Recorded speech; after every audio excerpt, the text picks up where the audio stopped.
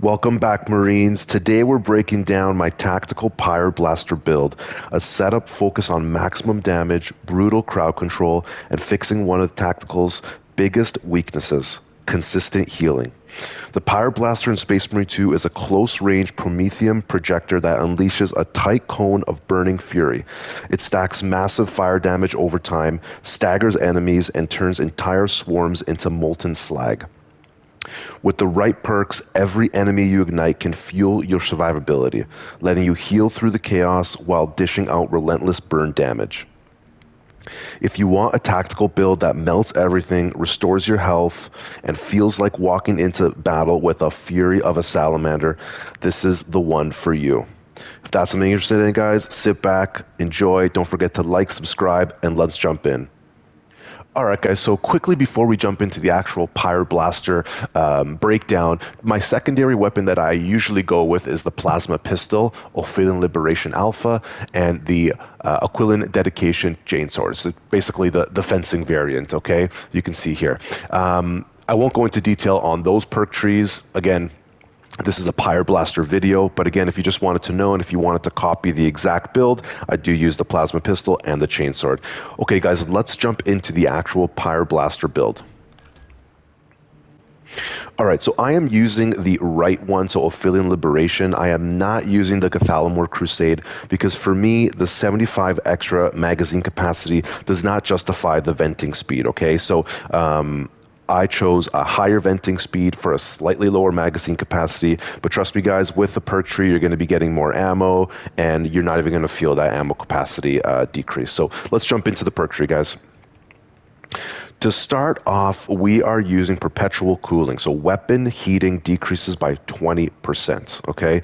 Moving on to our second perk, we have Divine Might, so damage increases by 10%. Again, I'm really focusing on a higher damage, so whenever I can take higher damage on my perk tree, or you're going to see in the future my tactical perk tree, I'm going to take it, okay? So Divine Might, damage increases by 10%.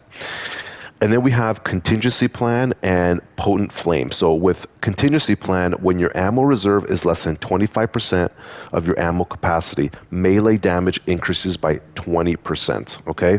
And then we have Potent Flame, burning damage increases by 15%, okay? So we got quite a bit of damage already here stacking up nicely, okay, with Divine Might and Potent Flame.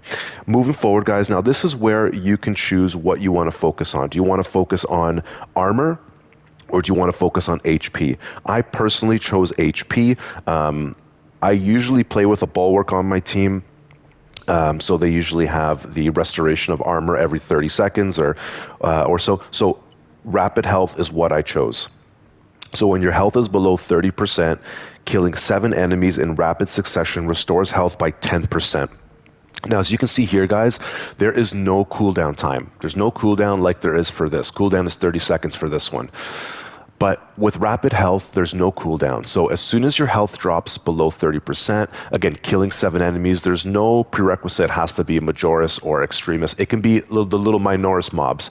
And if you're playing, you know, any PvE, whether it's operations, stratagems, siege mode, you're going to be getting huge mobs of Minoris. So killing 7 enemies in rapid succession is going to be very, very easy to do, okay? So this is what Tactical really suffers with. There's really no health regeneration capabilities for the Tactical. And it's unfortunate because I love the Tactical class. It's, you know, the class I started off this game with, you know, I started off with Tactical. I used Tactical for so long before I branched out into other classes. Now I'm a Vanguard and Bulwark main. I love those two classes just because their survivability, their health regeneration. But for Tactical, they're very, very vulnerable to health. Okay, so very, very vulnerable to damage, and they don't regenerate health very often. So when I saw this, I'm like, you know what? I have to pop this on because this is really the Tactical, one of the Tactical's only health regeneration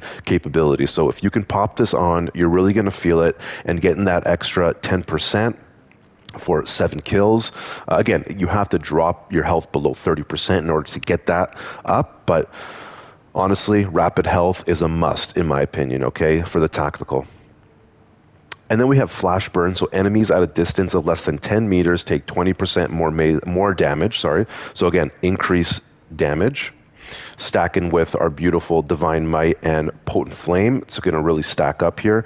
And then we have Potent Flame, another Potent Flame, guys. So burning damage increased by 15%. We have 2 Potent Flames, 1 Divine Might, and a Flash Burn. Now, you got to remember with Flash Burn, enemies at a distance of less than 10 meters.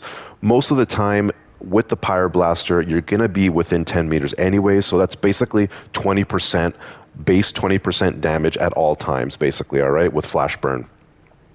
And then for our 1 relic perk, guys, the relic perks are not that great. They're okay, but I took this one here, which is actually probably the best one in my opinion. Resilient Flame. So weapon perk, charging time decreased by 75%. So it's allowing you to use that weapon faster. The charge time in between, venting and cooling is way faster. Okay, so yes, you can always switch to your secondary, which is the plasma pistol, at least what I choose, but you can stay in the fight a lot faster, and you can get in the fight a lot faster with Resilient Flame, okay? Anyways, guys, so that is the perk tree for my Pyreblaster. Again, I've used this, I've played around with it. I played around with using Flame of Ascension. I did not see enough benefit with Flame of Ascension, so I opted for Rapid Health. And honestly, guys, this is probably, in my opinion, the best Pyreblaster layout, in my opinion, for the tactical. Okay, so again, I'll leave it up here for a second while I talk. Take a screenshot. Let me know in the comments below what you think of this perk tree. But we are not done the video yet, guys. We have to go into the actual tactical perk tree, because there are a few perks that will benefit the Pyreblaster build a lot more than other perks. Okay, guys, so sit back and let's jump into the tactical perk tree. Let's start off with my first core perk. Now remember, I'm going for max damage for my primary weapon, so I chose Balanced Distribution. Your primary weapon deals 10% more damage, but your secondary weapon deals 10% less. You're not going to feel 10%, honestly, that much, so I'm happy to take 10% off my plasma pistol, and for that extra 10%, again, I have all those other damage multipliers on the actual Pyreblaster perk tree, so adding another 10% is just really going to start stacking up damage quite considerably. Okay, guys, for my second core perk, I have Relentless Pursuit. So after a gun strike, range damage increases by 25% for 5 seconds. Now, I know 5 seconds is not much, but I use a fencing variant weapon, so I'm able to get those gun strikes very often.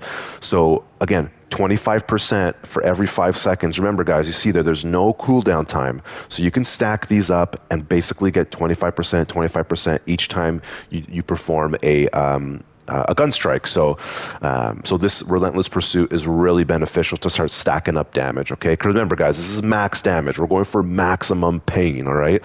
Then we have Emperor's Vengeance. Killing a Majoris level or higher enemy restores your primary weapon's ammo by 1 magazine. Okay, the cooldown is 30 seconds. 30 seconds is not long. And Majoris level or higher, but strictly Majoris, are plentiful in basically any game mode. So this is why I did not choose the ammo capacity variant for the Pyreblaster, because Emperor's Vengeance allows you to restore your ammo quite efficiently throughout the actual match itself. Okay, so for my third core perk, Emperor's Vengeance. Now, as for the team perk, there are 2 choices, in my opinion, you can go with, okay?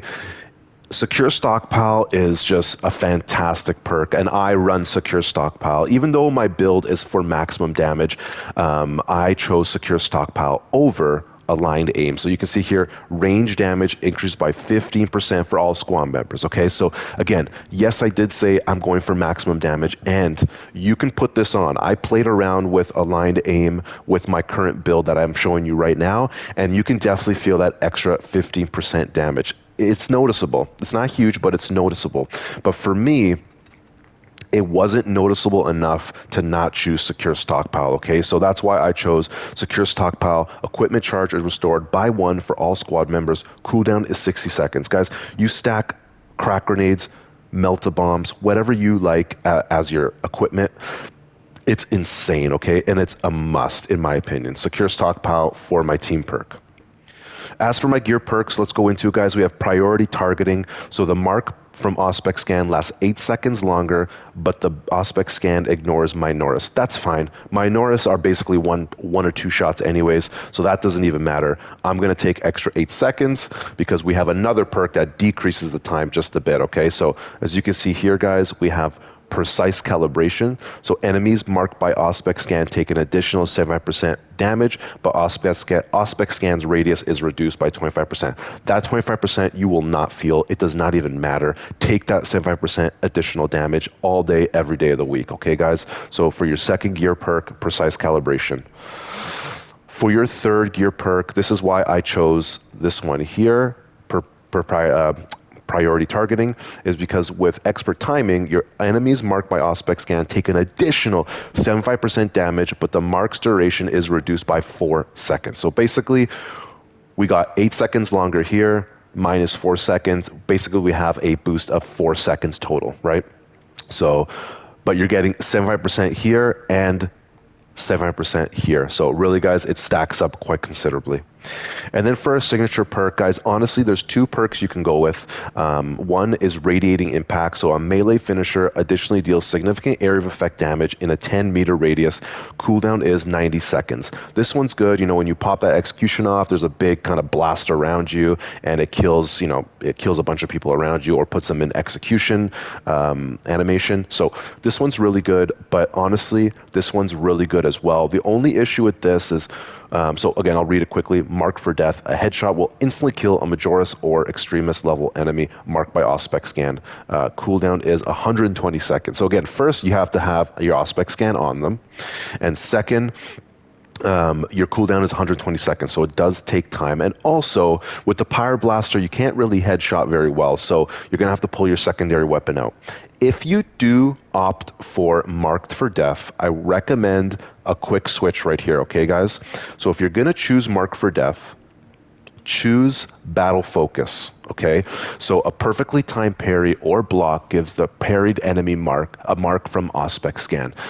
So this is going to be really good paired with Marked for Death. So basically with this one, guys, when you perform a perfect time parry or a block, it's going to mark the enemy with an Auspex scan. That's when you pull out your secondary, pop the headshot off, and you're good to go, okay? You're not, with this one here, you're going to have to wait for your actual ability, the Auspex scan. So you might not be able to, you know, utilize this as often as you want. So again, if you're using Marked for Death, you just switch this precise calibration for battle focus and you're good to go. If you're using this one, I recommend precise calibration. As for the prestige perks, guys, I have Skilled Supplier, so ammo reserve increased by 15%. Again, another reason why we did not choose the left one, the Cathalamor Crusade ammo capacity variant, because we have a whole bunch of perks that will do that for us, okay? We have Fortitude, so a blanket health increase of 15%. You take it every day of the week for a tactical because they suffer from health regeneration and just health overall, so take Fortitude, trust me. Then we have Extingency Charge, so when your health is less than 25%, ability charge regenerates 15% faster. And then we have Spare Power. So collecting an ammo box restores ability charge by 25%. So if you're on siege mode and you buy, you know, those ammo boxes, boom, you pop that on, you go collect an ammo box and it restores your ability charge by 25%. That's a big jump, okay? So Spare Power is awesome, and it allows you to use your Auspex scan more often, okay? And that wraps up my Tactical Pyreblaster build breakdown. This setup is all about overwhelming firepower, steady self-healing, and turning every encounter into a burning trail of ruin. If you give this build a try, let me know how it feels, or drop your own tweaks in the comments below. If you enjoyed this video, guys, make sure to leave a like, subscribe, and hit that bell so you don't miss any upcoming Space Marine 2 builds, guides, and gameplay. Again, guys, if you do want to support the channel a little further and you want to become a channel member, please do so. The link will be in the pinned comment below. Again, no pressure. You don't have to. Simply sitting back, enjoying the video, liking, subscribing. It means the world to me. All right, guys. Thanks for watching, Marines. Stay vigilant, stay deadly, and see you in the next one, guys.